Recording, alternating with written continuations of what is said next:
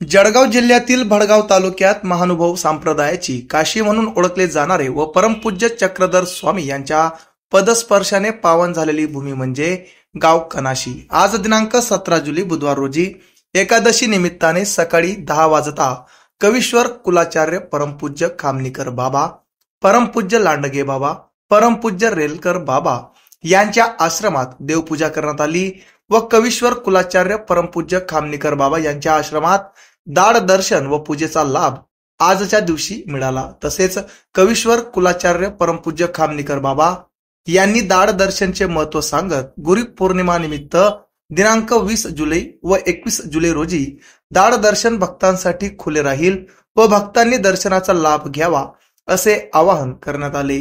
यावेळी परमपूज्य चक्रधर स्वामी अवलोकन स्थान व नांदणीचे विशेष महत्व मंदिर पुजारी प्रशासनाकडून सांगण्यात आले। गुरुपौर्णिमेच्या पर्वावर चोख बंदोबस्त ठेवण्यात आला आहे। यासाठी मंदिर प्रशासन देखील सज्ज असल्याचे दिसून येत आहे। बाबाजी दंडवत।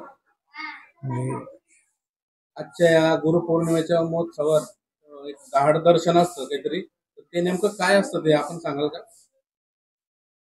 श्री चक्रधर स्वामींचे श्री गुरु श्री गोविंद प्रभू या श्री गोविंद प्रभूंनी या लयसा नामक जे ज्यांचं नामकरण स्वामींनी साधायसा केलं होतं, त्या साधायसांना ही श्री प्रभू गोसाव्यांनी प्रसन्न होऊन प्रसाद रूपाने ही दाढ दिलेली आहे। ती दाढ अनेक वर्षांपासून 750-800 वर्षापासून या परंपरेने जोपासलेली आहे। या ठिकाणी परमेश्वरीय मूर्तिनिष्ठ प्रसाद असल्यामुळे परमेश्वरीय शक्तीचा त्या ठिकाणी निक्षेप आहे।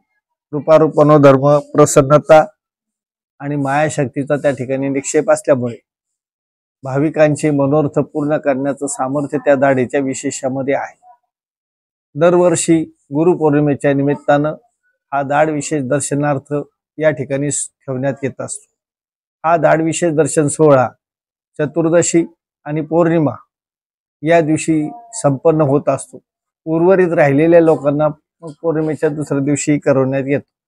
आज आषाढी एकादशीच्या निमित्तानं पंढरपूरच्या यात्रेच्या निमित्तानं संपूर्ण महाराष्ट्रभर पंढरपूरचं जसं महात्म्य आहे ते महानुभावीय अनुयायांना आपल्याला कुठल्या तरी तीर्थक्षेत्रावर जाऊन नमस्कार करण्याचा योग यावा या निमित्तानं आजही भाविक येतात आणि म्हणून आषाढी एकादशीच्या निमित्ताने भाविकांना आज दर्शनार्थ दाढ विशेष ठेवण्यात आलेला आहे। परंतु प्रामुख्यानं या ठिकाणी गुरुपौर्णिमेची यात्रा चतुर्दशी आणि पौर्णिमेला असते।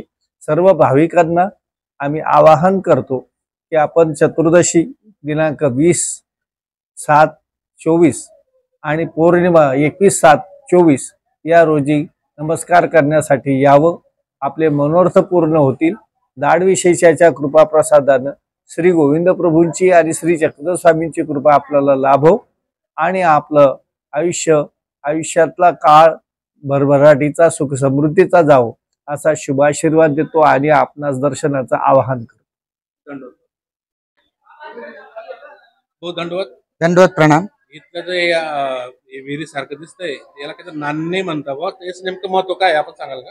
हो, हे नान्नी म्हणण्याचं कारण असं की या ठिकाणी 800 वर्षापूर्वी सर्वज्ञ श्री चक्रधर स्वामींचे परिभ्रमण करत असताना या आमच्या श्री क्षेत्र कनाशी या ठिकाणी आगमन झाले।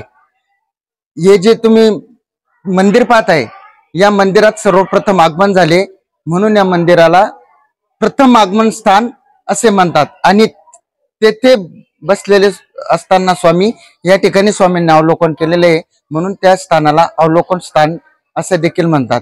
तेव्हापासून तर आजपर्यंत या ठिकाणी जे काही कोणाला दुःख बाधा असेल, काही कोणाला संततीची अडचणी असतील, त्या भाविकांनी त्या महिलेने जर त्या बहिणीने जरी आंघोळ केली तर तिची संततीची मनोकामना या ठिकाणी पूर्ण होते।